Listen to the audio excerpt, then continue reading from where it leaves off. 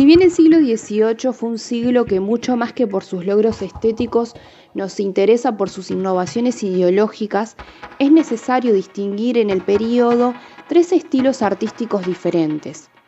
Estos son el neoclasicismo, la ilustración y el prerromanticismo.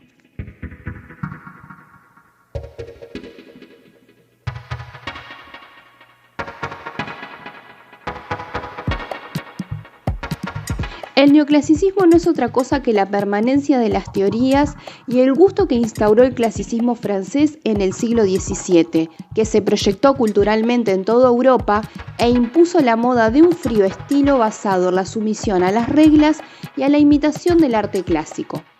Esta rigidez compositiva se tradujo en la mera aplicación mecánica de los preceptos clásicos.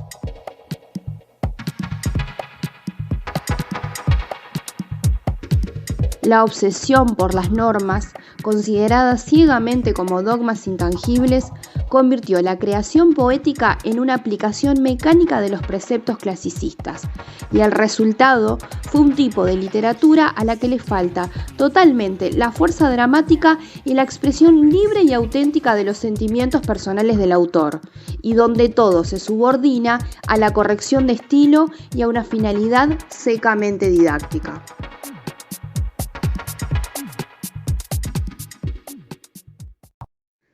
Dentro de este clima cultural, resulta evidente que la producción más importante del siglo XVIII no estuvo quizás del todo representada en la creación artística, sino en las obras del pensamiento, en la ilustración, cuyos predecesores fueron Bacon, Locke y los demás empiristas ingleses. Para ellos, la única base aceptable para admitir una idea era la que se desprendía de la razón y la experiencia. Los hombres del período ilustrado sustituyeron los conceptos de jerarquía y autoridad dogmática por los de igualdad y libre crítica. Tanto en el terreno religioso como en el político hubo un vuelco decisivo. En cuanto a la fe religiosa, se dejó paso a un vago deísmo que rechazó toda noción de iglesia y dogma. En el ámbito político, se consideró al pueblo y no al rey como sujeto de la soberanía, idea que se plasmaría en 1789 en los ideales de la Revolución Francesa. Fue la gran época de los enciclopedistas como Diderot, Voltaire o Rousseau, creadores en todo el sentido de la palabra. Los autores del siglo XVIII acusaron la diferencia entre la realidad y lo que el hombre piensa y espera del mundo.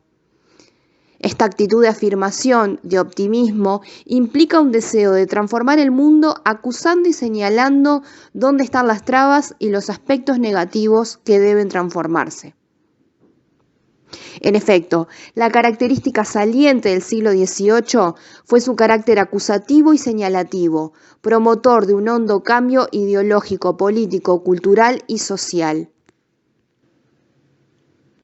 Toda la producción de ideas de los ilustrados se llevó adelante siguiendo los dictados de la razón, cuidando que la emoción no alterase la nitidez mental.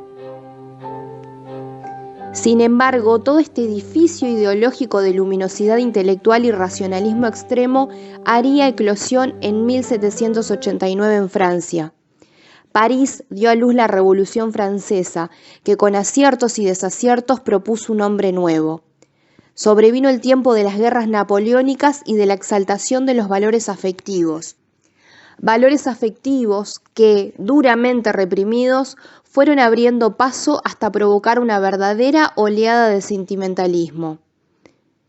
La nueva emotividad se limitó a impregnar la producción ideológica, produciendo una mezcla híbrida de intelectualismo racionalista y blanda sensibilidad. Como se observa en aquellas páginas en que los hombres del siglo XVIII exaltaron las virtudes de la tolerancia o la filantropía, o la fe ciega en las ventajas que el adelanto científico proporcionaría a la humanidad. Más tarde, los diques de la razón se rompieron y el sentimiento se desbordó, dando lugar a una literatura en la que la contemplación melancólica de la naturaleza y las lágrimas originaron el movimiento prerromántico.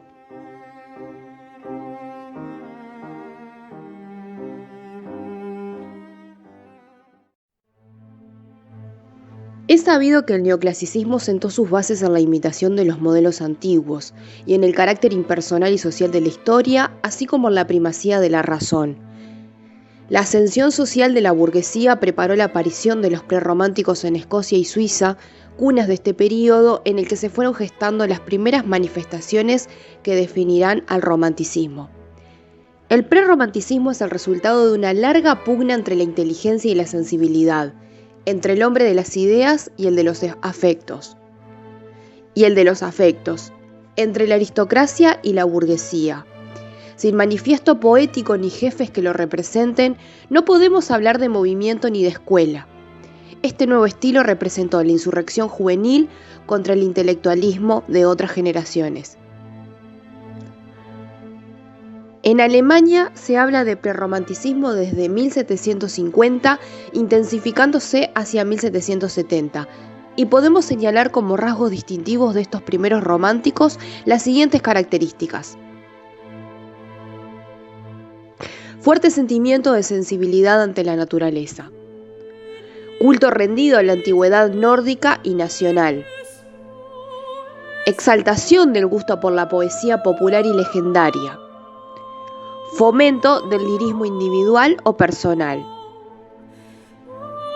Se exaltan los derechos de originalidad y de genio natural, así como la oposición al neoclasicismo y sus reglas y convenciones, y por ende a la hegemonía de Francia.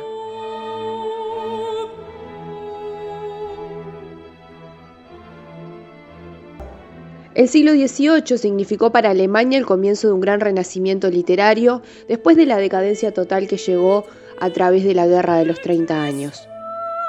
Traducido como Tormenta y Pasión, con este nombre comenzó a denominarse una corriente literaria surgida en Alemania entre 1770 y 1780, teniendo su apogeo entre 1770 y 1775, el Sturm und Drang. Su solo nombre da idea del tono combativo y rebelde de esta nueva generación que se opuso duramente al equivalente alemán de la Ilustración francesa. Herder, Goethe, Klinger, entre otros, fueron los poetas más representativos de la nueva estética a los que se unió más tarde Schiller. Si para la Ilustración el cosmos era explicable por la razón y la ciencia, para el Sturm und Drang era algo inexplicable y misterioso. A su vez, para la Ilustración, la creación artística y literaria debía responder a las rígidas reglas compositivas. Para el Sturm und Drang se concibe como un misterio surgido de fuentes arcanas e insondables, como la inspiración o intuición provenientes de las zonas de lo irracional y del sentimiento. En efecto, fue intensa su oposición a todo lo que significaba orden, equilibrio y razón, volcándose con ímpetu a la libertad y a la expresión espontánea de los impulsos sentimentales. Exaltaron los derechos del genio a la expresión de sus más irracionales intuiciones y defendieron la superioridad de un arte basado en la naturaleza, el instinto y las tradiciones nacionales, por sobre la fría imitación de la literatura clásica.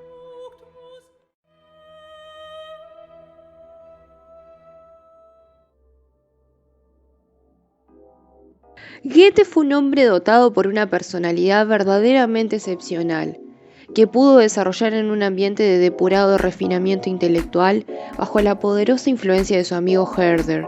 Goethe fue un prerromántico por su impulso, fuerza y pujanza, así como por la nota de ensoñación melancólica de su poesía y prosa.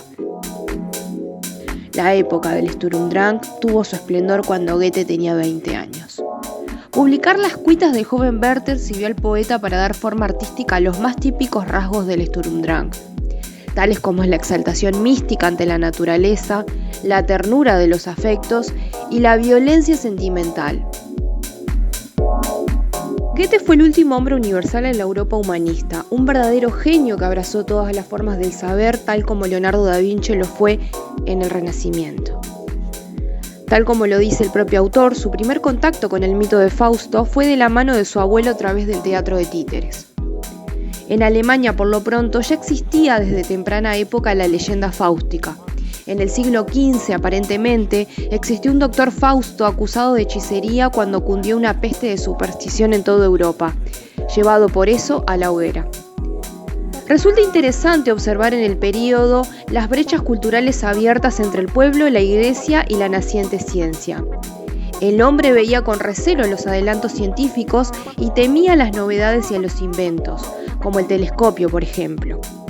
Los nuevos descubrimientos de la ciencia iban en contra de lo que el pueblo había recibido como educación, creándose una suerte de histeria colectiva o de temor ante algo que no podían entender. El mito fáustico está tomado del cuento popular, una serie de historias que circularon en torno a un personaje pintoresco llamado Dr. Jorge o Juan Faustus, mago y nigromante cuya enigmática existencia ocurrió entre el siglo XV y mediados del XVI. Sus populares historias llegaron a Goethe a través del libro popular y el teatro de títeres. Este personaje, que en esos siglos agitados debió despertar admiración al considerarse el tipo de hombre ansioso de conocimiento y rebelde ante la Iglesia romana, fue utilizado desde 1587 como ejemplo de una mala vida y escarmiento para los buenos cristianos. Esto sucedió al entroncarse el recuerdo vago de su fama con una leyenda mucho más antigua, la del pacto con el diablo, que se difundió en la Edad Media como ejemplo moralizante.